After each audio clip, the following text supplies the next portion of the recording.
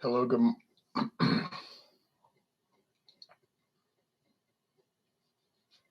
Hello, good morning. Welcome to this Dawn Busters Taste Challenge. We have two blended Scotch whiskeys, 40% alcohol, and the first is from a company founded in 1846, now owned by Bacardi Ltd. This is 12-year aged. The Ancestor, $48.99 at Total Wine and More. Costs about $1 more at Walmart. So nice brown, beautiful brown bottle, glass bottle, great label, classic, no funny animals, no corny jokes. We've noticed that in the craft beer world where it's really the labels have deteriorated to just,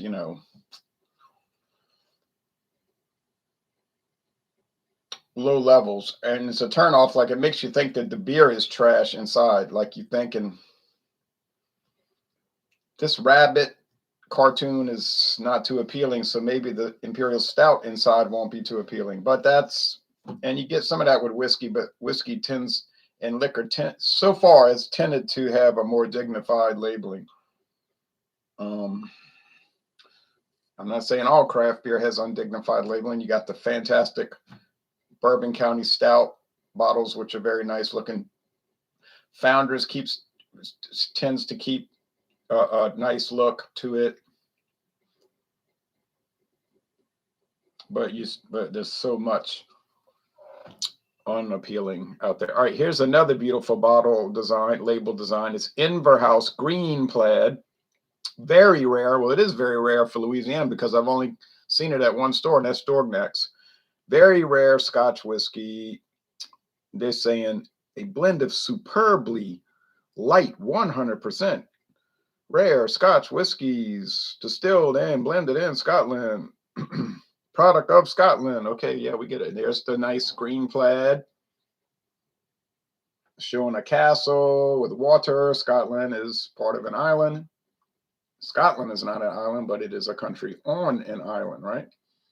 There's the green plaid. There's the Inver House. There's some hatchets. And if you look at old advertisements from the early 1960s, it doesn't look like they changed the label at all in all these years. And it's got a cream color cap and cream color background. Very nice. Very nice. No funny, like I said, no funny animals, no corny jokes, nothing about the devil or evil. Some of these beer companies crack me up. They're like, our beer is evil. And I'm like, I can think of some really evil stuff to put on a label, but I bet you won't do it. It's like fake evil, politically correct evil. I know these types of people, they're like, I'm edgy. I'm like, hey, you want to meet somebody edgy? I'm here. But they run, and then they'll say, he went too far. I'm like, well, you the one that said you were edgy within your PC realm of edginess. You know what I'm saying? You feel me? Age 3 years, bottled in Illinois, Chicago, Illinois by Barton Imports. 3 years. Basic. This is a liter bottle, and it was $11.99, or was it $10.99? I think it was $11.99. Yeah, $11.99 for a liter. I don't think Total Wine sells Inver House, but I'll check. So Dewar's 12-year has a website, and it's very fancy and detailed and nice. A little confusing because, like, they'll say, we introduced Dewar's 12-year during the tenure of one of their distillery, because I told y'all already, I saw old advertisements from the 1930s and 40s that were clearly showing the 12-year. I think it was 90 proof, but so they had a 12-year. They might have gotten away from it at some point. Let's see, Inver House. Come over to my house, eh? Oh, they have it. That's right, they do have it. What am I thinking? Ooh, chop. 14.99. The big handle bottle.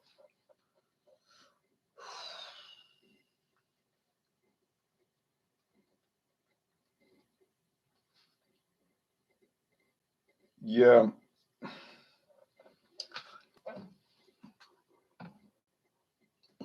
$34 difference. Is it going to be $34 better? Well, it might be because Inver House ain't too terrific. Now, Daniel Newman was talking about, oh, it's terrible, it's the worst. He was calling it Iver House. I say it's not Iver. Inver. Inver. But a lot of not just young, I was going to say young people, but a lot of older people, even like in their 40s and 50s, have bad pronunciation problems. And they'll say, well, I have a reading disability or something. But they probably really don't have a reading disability. All right. They probably have reading mistraining because these elementary schools in the 1970s, 80s, 90s, and so on, there's a metal cap. We're using this called whole word approach. And then all of a sudden you had all these dyslexic people. And that was just the school saying, oh, he's dyslexic,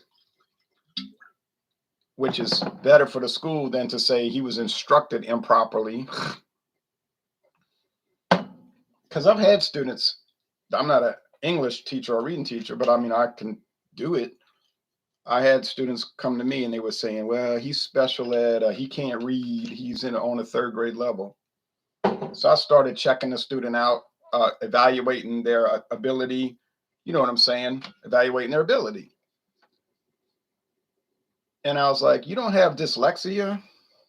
You're not special ed. You're just ill-trained.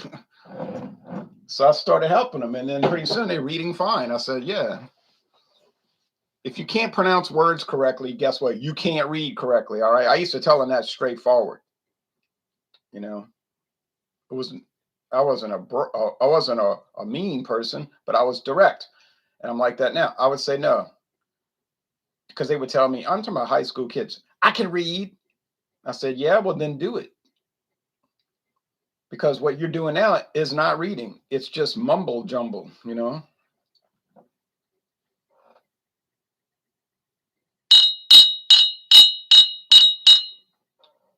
And we would stop. We'd always read together in class, like read together out loud. Because you know they're not going to do it at home. So anytime they would mispronounce a word, I say, stop, time out. We're going to pronounce this word.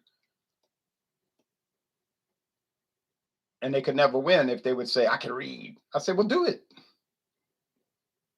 Because if you're reading like da, da, da, da, da, da, da, da, and you're pronouncing half the words wrong, you can't read. You think you can, but you can't.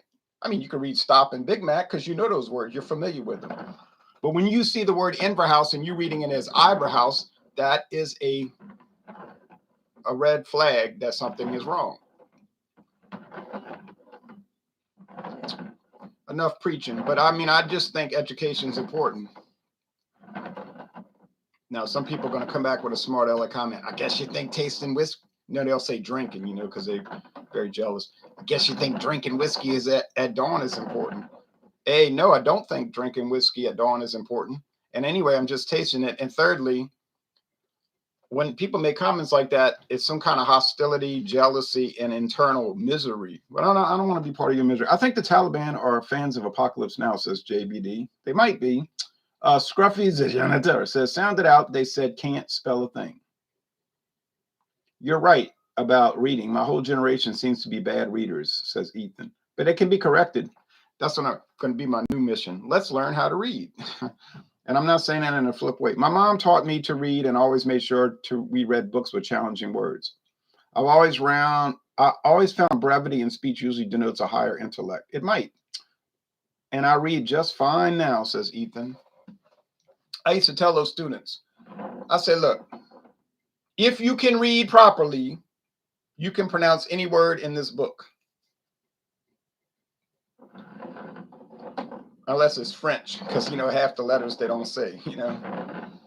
It'd be a 15-letter word and it'd be pronounced "hue," you know. But that ain't our fault. We English. We're not French. Even German, you could pronounce it. I mean, if a German's listening to it, it's going to sound like a little child speaking, like da dee da da dee dee da da dee dee da. But you're enunciating the words correctly, and they would understand what you're saying. You see.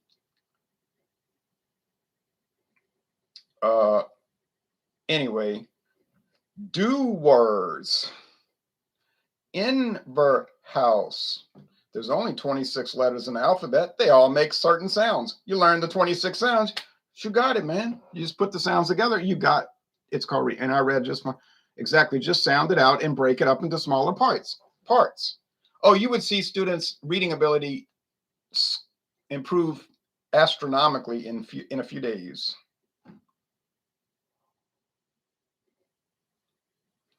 And they would always come back with something at me, and I would always shut them down.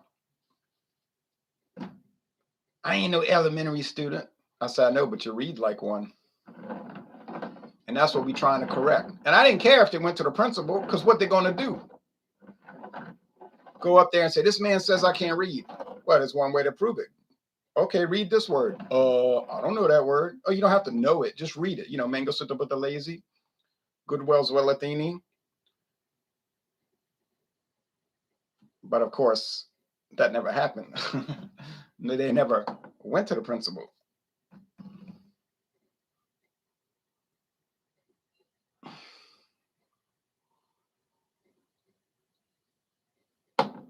That smells like basic. That smells like BS. You say, BS? Where are you going with this? Yeah, BS. Basic scotch. Basic scotch. Meaning bread dough and a little cereal grain. But it's not harsh on the nose, offensive, or abrasive, or anything like that. Now let's go over here. Do you think in-person is key for education or can be done virtually? Well, it needs to be done in person. It could be done virtually, I suppose, but it's probably better to do it in person, and it's probably better to do it in a small group. You could do it in a big group, but but we have problems in school today with terrible discipline, bad behavior, students acting wild, out of control, terrible teachers, inept, incompetent administration, and that starts at the top in Washington, D.C. And it's been going on 57 years. See, so it's not like it started last week. This has a fuller aroma, a depth of aroma, a more developed aroma.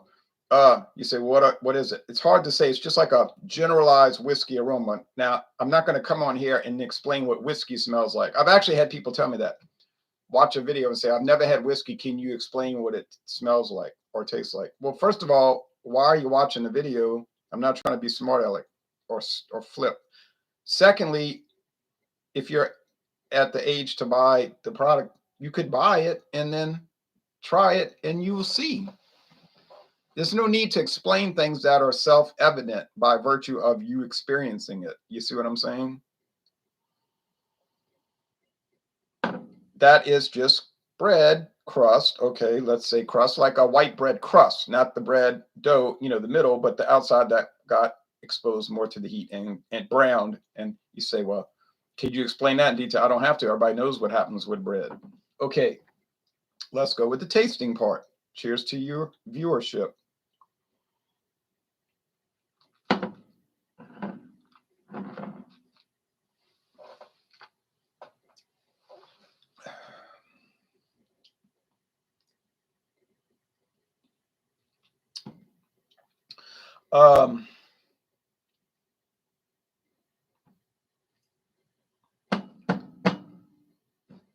It's sweet, sugary, really, but I've said this so many times. So many times that whiskey has like a candy, sugar candy, like a rock candy flavor, sugar candy, sugar water.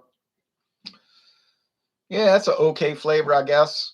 People ask me, what do you think about whiskey? And I tell them, it's okay. Sounds crazy, right? But I'm not going to sit here and say I think it's fabulous if I don't. I like it all right. I taste it. I have a handle on the flavors now. I'm pretty sure because I'm getting them correct on the taste challenges more often than not.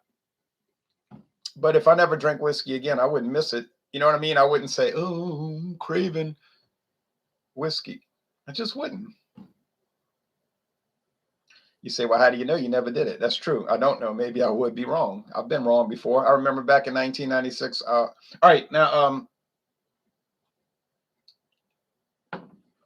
so is there any smokiness in it? No. Any peatiness in it? No. It's just, like I said, sugar water candy or rock candy and cereal grain. It's pretty drab. It's pretty bland. It's pretty dull. It's pretty ordinary. It's pretty cheap. It's aged 3 years. It's $11.99 for a liter. Or why pay that? Why pay that? Go to Total Wine. Don't go to DoorDash. Go to Total Wine. You can pay $14.99 and get a whole big handle. All the plastic luxury you want. It's been on the market 60 years. Somebody's drinking it. 60 years. You say, yeah, but 60 years of drab is cheap. It's budget, et cetera, et cetera. Yeah. We know that. I've had people tell me that on videos. Did you know that beer is a cheap beer? I say, well, when I saw it for $18 a 30 pack, I got that impression.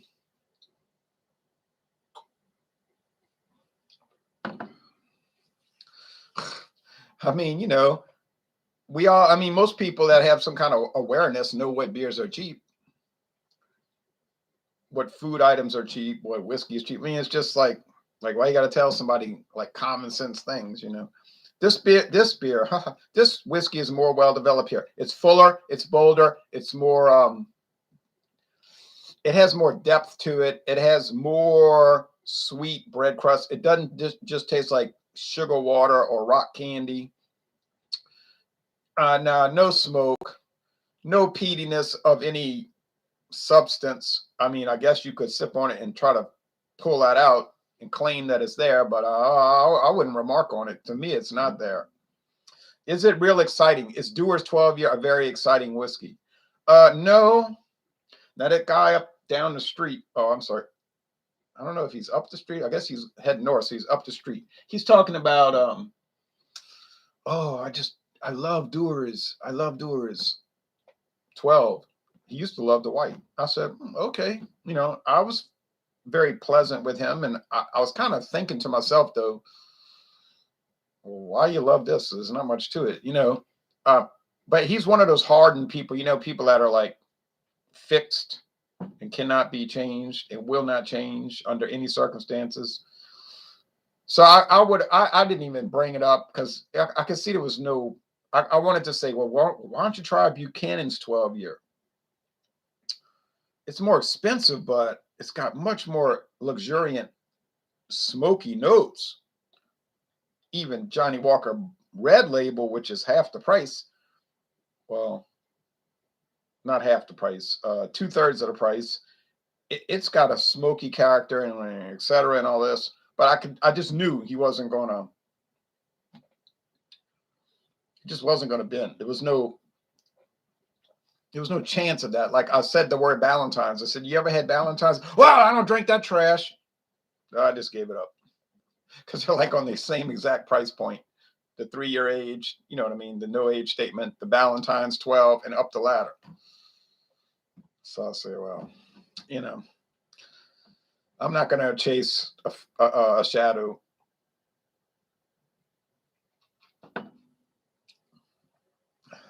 But everybody's not rigid. Well, you know what? Now I am tasting a little smokiness. Okay. Second sip, third sip. Okay. So they probably got some Isla whiskey in it. I don't know what Dewar's Isla distillery is called. Is that Aberfeldy?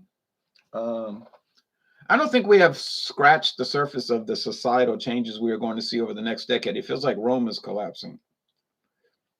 Do you think? Well, maybe so.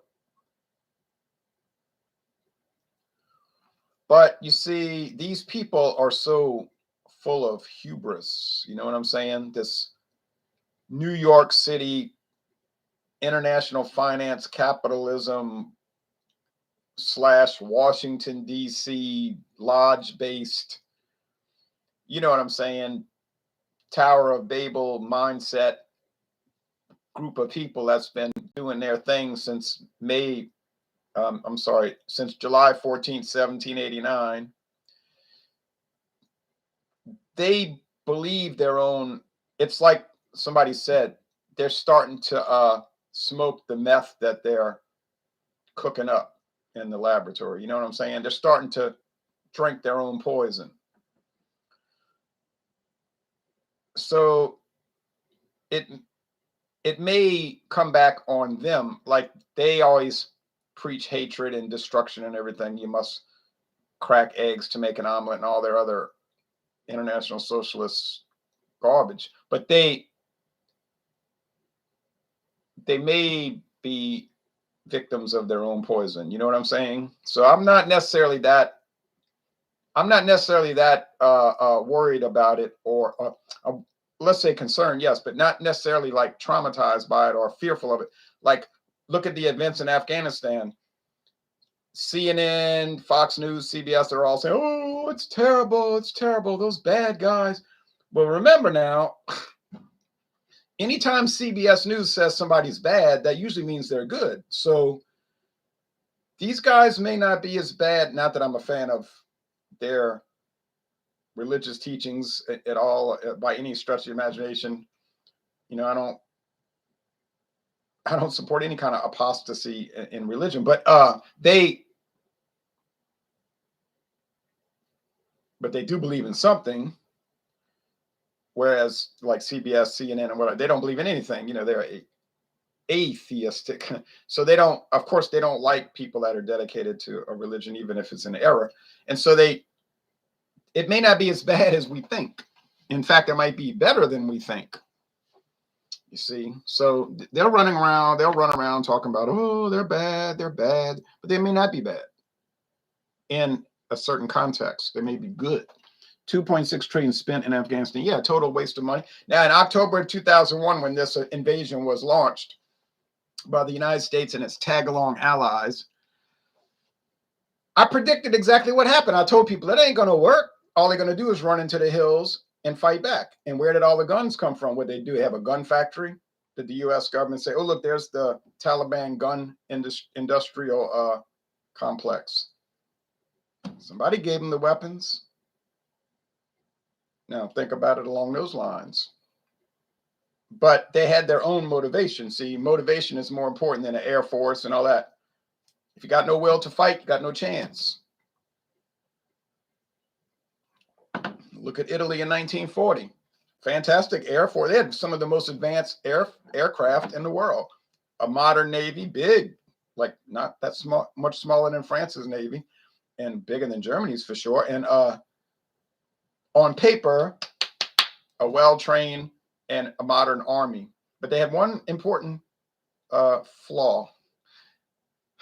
They lacked the will to fight. They didn't want to be in a war. You know, their leader was saying, we got to go fight those British and those French. And the Italians were like, we don't even dislike them.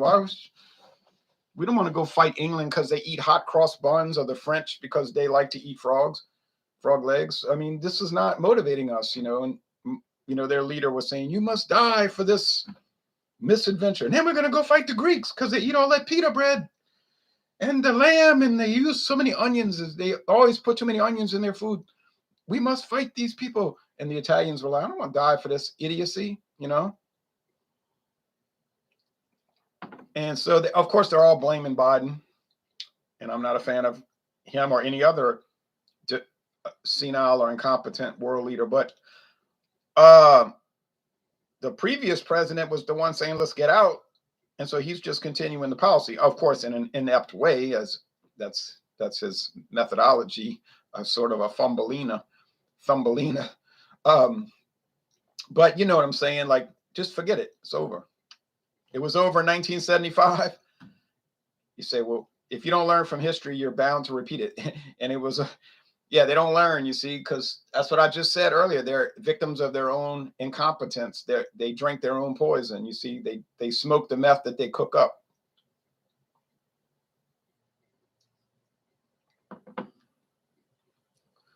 So Joe Biden's dentures, I am not necessarily devastated to see the demise of this stumbling, demented child king based in Washington, D.C. and established in 1861 as an empire. I'm not necessarily, I'm not over here crying to see that 1861 empire just be destroyed. Right. They fall into the pit they dug for themselves. Right. Or yeah, right. They fall into their own trap.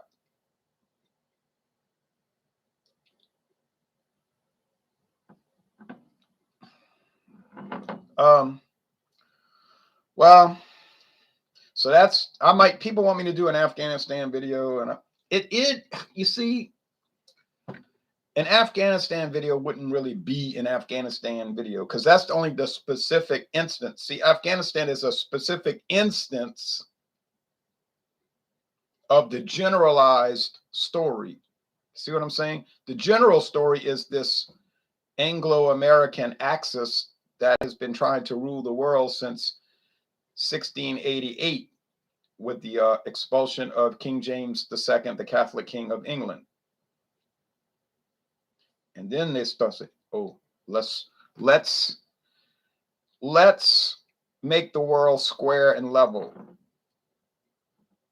and we're going to make sure everybody is on the level, and we'll get our junior partner who claims they broke away from us in 1776, although evidence notwithstanding." Trump would not let this happen. Well, you're saying that, but probably the ultimate, it would still be the same result. Just might be a little cleaner, would have better optics, perhaps better optics. It is kind of fun to watch the media, though, jump over themselves, each other, trying to make the administration look good. Yeah, they're saying, "Well, this is okay. It's all Trump's fault anyway." I'm like, golly, these people they're amazing. You know, it doesn't matter how incompetent the guy is. They're just gonna keep saying it. Graveyard of empires. That's right, Afghanistan. Exactly. So a lot of people are looking at this with like the Eagles say, crying eyes in their song "Crying Eyes." But I'm not looking at it with crying eyes. Just like Syria, you know, everybody was saying, "Oh, that Bashar, he's a bad guy, that Bashar al-Assad, because CNN says he's bad." But that's a signal. That means he's good. So everybody else was saying, "Oh, it's terrible." I was up there holding the "Go Russia" flag. You know, I was saying that in 2013, "Go Russia." Like Woody Allen in that movie from 1975. Remember? You remember? Peace, Love, and War. Love and War. He had the cheerleading outfit. "Go Russia." All right. Anyway.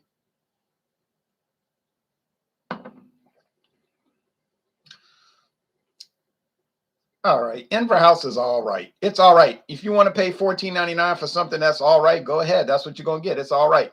But don't believe all these stories that people put on the internet like, "Oh, it's terrible. I'd rather drink horse urine, drain through a dirty sock. I'd rather be beat with a board full of rusty nails. It's terrible, horrible. It's an infirmia. It's an infirmia." Oh, come on now. It's just a ordinary blah product.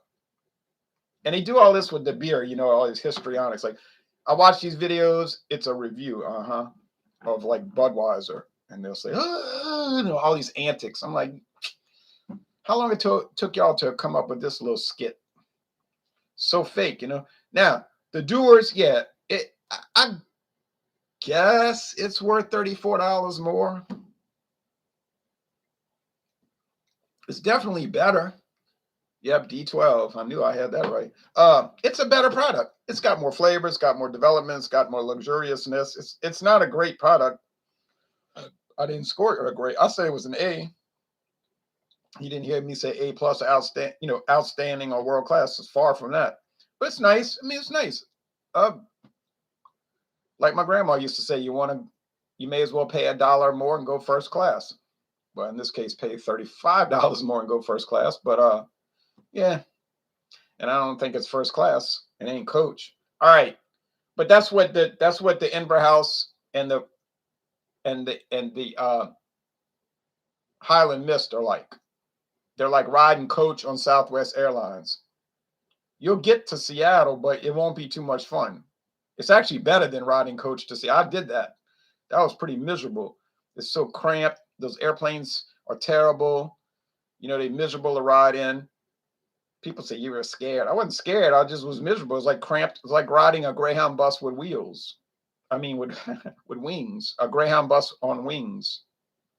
Paul McCartney on wings. So it's like, well, I can't wait to get off this.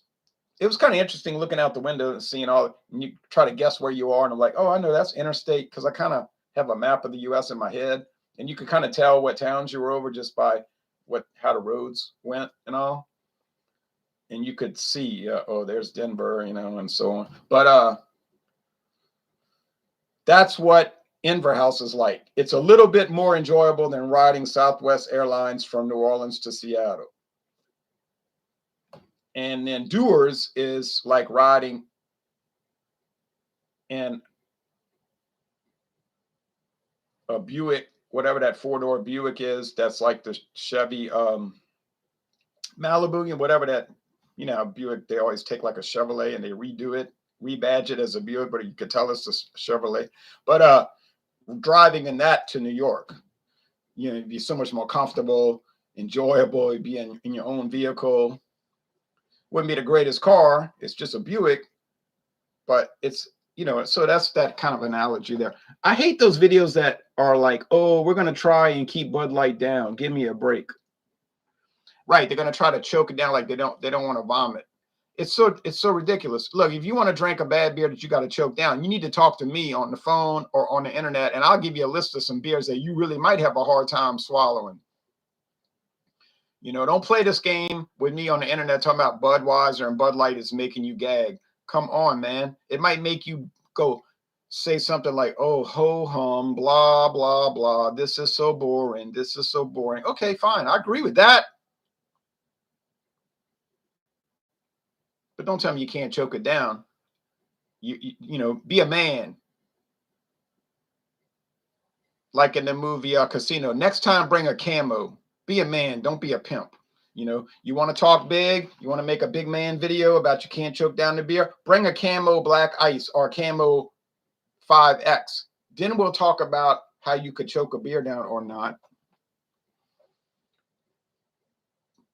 Then we talking about big boy bad beers. Or bring an Axe Head, G. It's 11%. We'll see how, but they ain't going to do that. All right, thanks for watching this video production. And the next one is another Sazerac brand. So get ready for some more blandness.